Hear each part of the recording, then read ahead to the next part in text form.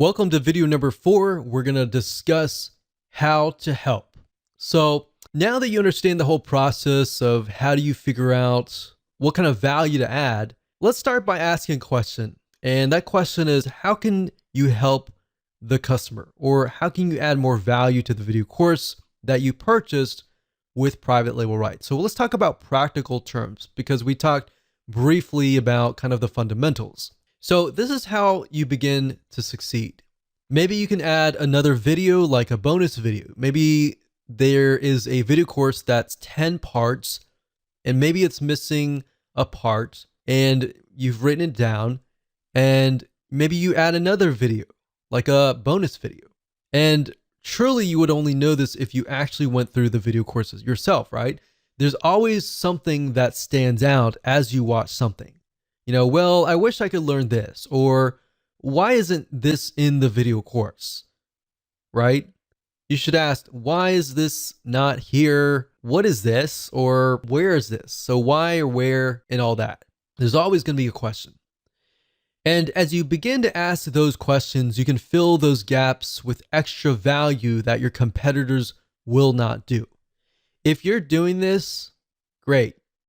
All your competitors are not doing this.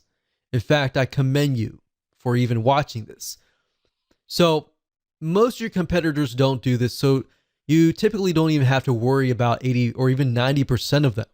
If you're doing this, 90% or even 99%, even if they're violating your rights, if you follow this blueprint exactly, then you don't even have to worry about them. Don't even worry about them if they're price killing you.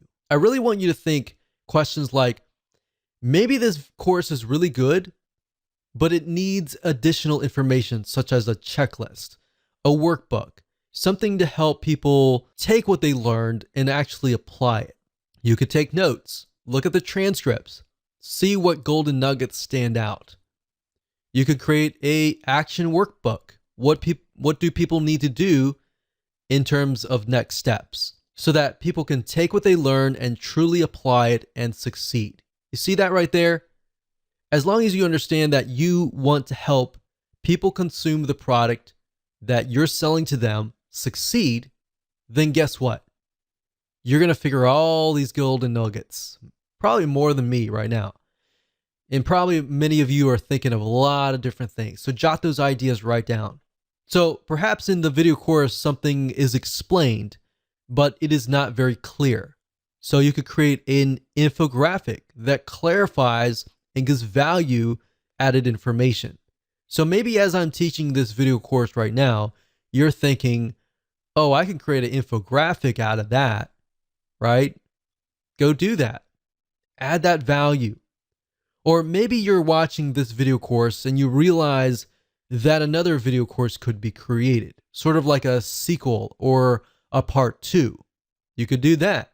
And that would actually help you sell.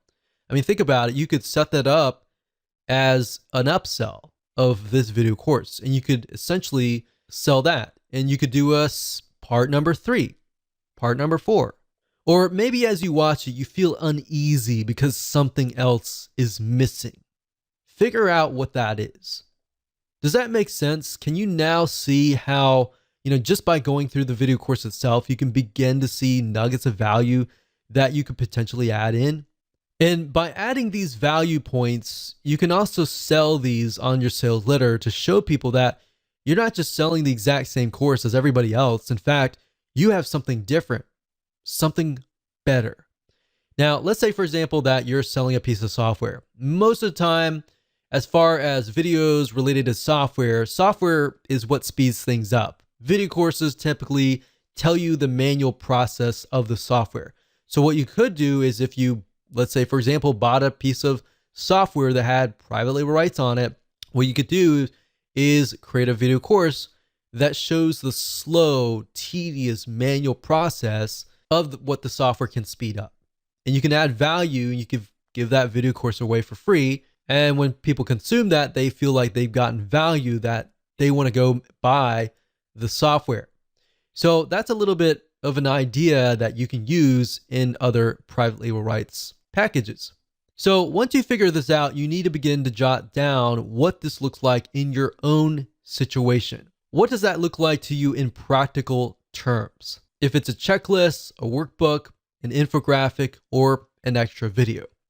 Let's say, for example, that you're applying a specific video, let's say an email marketing course, like the example that we used earlier. Let's say that you want to apply that to a very specific niche.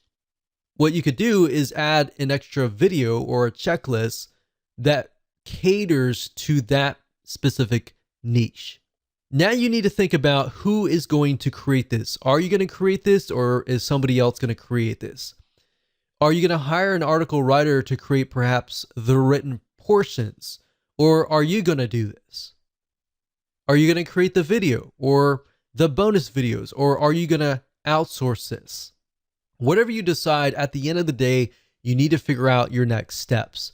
So you can go ahead and do that now.